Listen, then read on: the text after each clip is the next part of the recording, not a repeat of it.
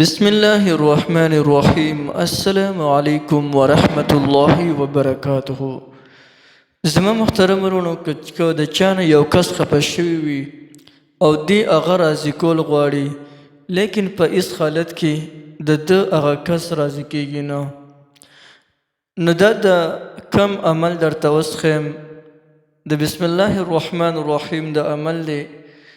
دا د محبت دپاره ډیر زیات پر تاثیر دی. د دې وظیفې د کولو طریقه درته ښیمه چې د دې استعمال به څنګه کوې.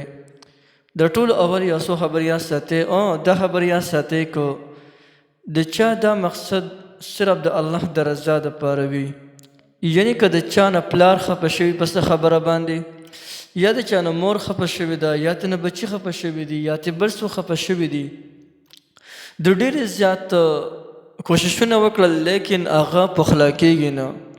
که هغه د بسم الله الرحمن الرحیم دغه تعداد چې کوم تاسو ته ښکاري، د دغې تعداد مطابق دی بسم الله الرحمن الرحیم ولولي او بیا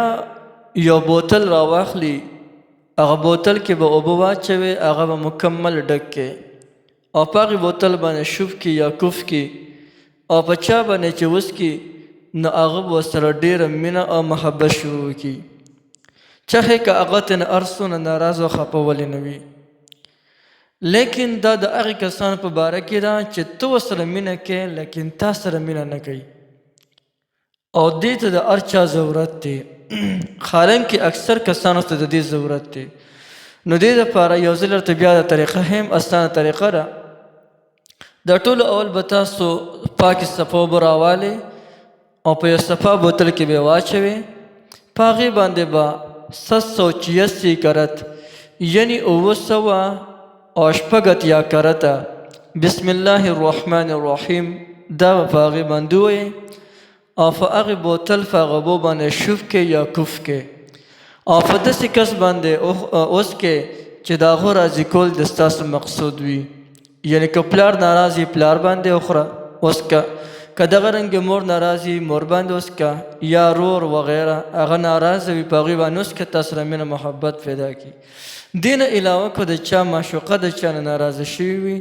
او دې غواړي چې یاره هغه دې دوباره زما سره مینه شروع کړي، نه که په هغې باندې وڅکلی شي تمام نفرتونه به یې د مخې نه لړ شي او خالص د الله دپاره باندې د هغو سره مینه شروع شي.